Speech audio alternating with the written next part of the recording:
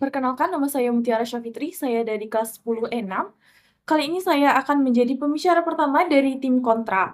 Perdebatan akan saya mulai dalam 3, 2, 1. Baiklah Dewan Juri yang terhormat, saya berdiri di sini sebagai pembicara pertama dari tim kontra dengan mosi Dewan ini melegalkan bunuh diri dengan bantuan. Kami menolak bukan karena kami tidak memahami penderitaan manusia, tetapi justru karena kami menjunjung tinggi makna kehidupan Dewan Juri yang terhormat. Kami percaya bahwa setiap kehidupan memiliki nilai dan harapan Dewan Juri yang terhormat. Dan tugas kami sebagai manusia bukanlah membantu seseorang untuk mengakhiri hidupnya, melainkan menemani dan menolongnya untuk tetap hidup dan bermartabat Dewan Juri yang terhormat. Pada kesempatan kali ini kami akan mendefinisikan dan memberi batasan dari mosi ini tersendiri, yaitu Dewan Juri yang terhormat mengenai bunuh diri dengan bantuan ini adalah tindakan di mana seseorang dengan sengaja mengakhiri hidupnya dengan bantuan pihak lain Dewan Juri yang terhormat. Biasanya dokter yang menyediakan sarana atau zat mematikan yang melalui permintaan dari pasien itu sendiri. Sementara istilah melegalkan itu adalah tindakan di mana tersebut sah di mata hukum dan dapat dilakukan secara resmi dalam sistem kesehatan Dewan Juri yang terhormat.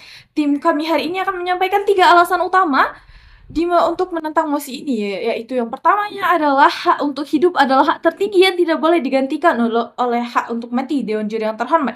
Yang keduanya adalah legalisasi bunuh diri dengan bantuan bertentangan dengan moral kemanusiaan dan etika medis Dewan Juri yang terhormat.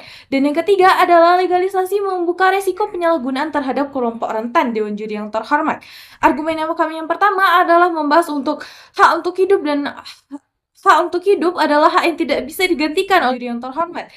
Mari kita ingat kembali, hak untuk hidup adalah hak yang paling mendasar bagi setiap manusia Dewan Juri yang terhormat. Itu adalah hak yang menjamin konstitusi, nilai-nilai moral dan nurani kita bersama Dewan Juri yang terhormat. Jika negara melegalkan bunuh diri dengan bantuan, maka negara secara tidak langsung mengatakan bahwa hidup seseorang boleh diakhiri ketika penderitaannya dianggap terlalu berat Dewan Juri yang terhormat. Tapi, siapa yang berhak menentukan kapan hidup seseorang tidak layak untuk dijalani Dewan Juri yang terhormat? Apabila bunuh diri dengan bantuan dilegalkan, pesan yang tersampaikan kepada masyarakat bahwa kematian bisa menjadi solusi Dewan Juri yang terhormat ini sangat berbahaya, terutama di dunia yang penuh tekanan, keputusasaan, dan depresi pada sekarang ini Dewan Juri yang terhormat. Padahal banyak orang yang awalnya ingin menyerah Dewan Juri yang terhormat, tapi pada akhirnya bisa menemukan kembali harapan untuk hidup. Karena diberi dukungan dan kesempatan untuk sembuh Dewan Juri yang terhormat. Kita semua harus memberikan ruang dan harapan, bukan jalan pintas untuk menuju kematian Dewan Juri yang terhormat. Kita perlu menguasai sistem dukungan, mental, sosial, dan medis, bukan mengesahkan tindakan yang justru mengakhiri peluang untuk sembuh Dewan Juri yang terhormat. Hidup seberat apapun tetap memiliki nilai. Begitu kita melegalkan bunuh diri dengan bantuan, kita sedang menghapus batasan antara penderitaan dan penghapusan kehidupan Dewan Juri yang terhormat. Argumen kami yang kedua adalah bertentangan dengan moral kemanusiaan dan etika medis Dewan Juri yang terhormat. Legalisasi bunuh diri dengan bantuan jelas bertentangan dengan nilai-nilai moral dan etika profesi medis Dewan Juri yang terhormat. Sejak dahulu, dokter mengucapkan sumpah yang melindungi kehidupan dengan sumpah Hippocrates. Jelas tertulis, saya tidak akan memberikan racun kepada siapapun meskipun ia memintanya Dewan Juri yang terhormat. Artinya, tugas seorang dokter bukanlah untuk mempercepat kematian, tetapi untuk mengurangi penderitaan dan memberikan harapan ke Dewan Juri yang terhormat. Jika kita membiarkan dokter membantu pasien mengakhiri hidupnya, maka batas moral antara menyembuhkan dan mengakhiri menjadi kabur Dewan Juri yang terhormat. Dokter yang seharusnya menjadi simbol harapan dan penyembuhan akan berubah menjadi pelaksana kematian Dewan Juri yang terhormat. Selain itu, dalam nilai kemanusiaan dan agama yang dianut oleh banyak masyarakat, hidup dianggap suci dan tidak dapat diambil begitu saja Dewan Juri yang terhormat. Penderitaan bukanlah alasan untuk menghapus kehidupan, tetapi panggilan bagi kita semua untuk meningkatkan empati dan kepedulian Dewan Juri yang terhormat.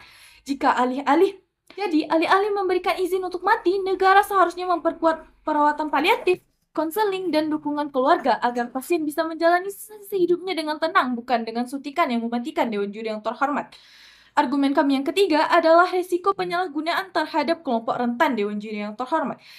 Legalisasi bunuh diri dengan bantuan membuka risiko besar terhadap penyalahgunaan Dewan Juri yang terhormat. Bayangkan seorang lansia yang sakit parah, yang merasa setiap hari menjadi beban bagi anak-anaknya. Jika bunuh diri dengan bantuan menjadi legal, apakah keputusan itu benar-benar bisa berasal dari kebebasan atau justru karena rasa bersalah dan tekanan sosial Dewan Juri yang terhormat?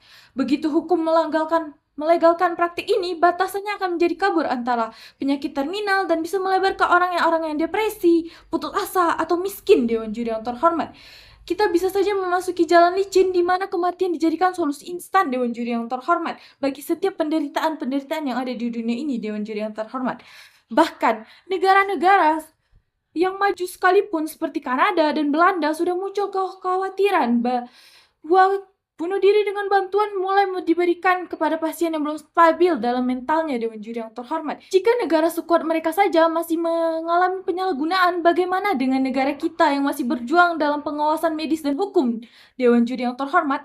Alih-alih membawa keadilan, legalisasi justru akan bisa menimbulkan ketidakadilan baru, Dewan Juri yang terhormat, bagi mereka yang lemah dan tidak memiliki suara, Dewan Juri yang terhormat. Dewan Juri yang terhormat dan teman-teman debat semuanya, kami tidak menolak mosi ini karena menutup mata terhadap penderitaan, tetapi kami menolak karena menghargai kehidupan, Dewan Juri yang terhormat. Solusi bagi penderitaan bukanlah kematian, tetapi kepedulian, pengobatan, dan kasih sayang, Dewan Juri yang terhormat. Yang kita butuhkan bukanlah jarum suntik untuk mengakhiri kehidupan, tetapi tangan yang akan menggenggam dan berkata, "Kamu tidak sendirian." Jika hari ini kita setuju melegalkan bunuh diri dengan bantuan, maka esok kita akan kesulitan untuk menentukan di mana batas antara belas kasih dan pembiaran. Dan ketika itu terjadi, nilai kehidupan manusia akan kehilangan maknanya, Dewan Juri yang terhormat. Karena itu kami dari tim kontra dengan tegas menyatakan penolakan terhadap mosi ini, Dewan Juri yang terhormat. Hidup bagaimanapun keadaannya tetap layak untuk dipertahankan, Dewan Juri yang terhormat. Sekian dari kami. Saya bangga menjadi tim kontra dalam perdebatan kali ini.